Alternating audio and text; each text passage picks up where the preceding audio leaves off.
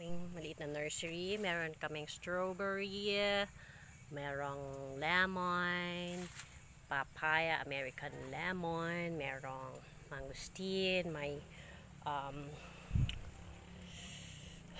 guyabano, tapos meron din tayong mga small azolla and what do you call it? Azolla and azolla and duckweed.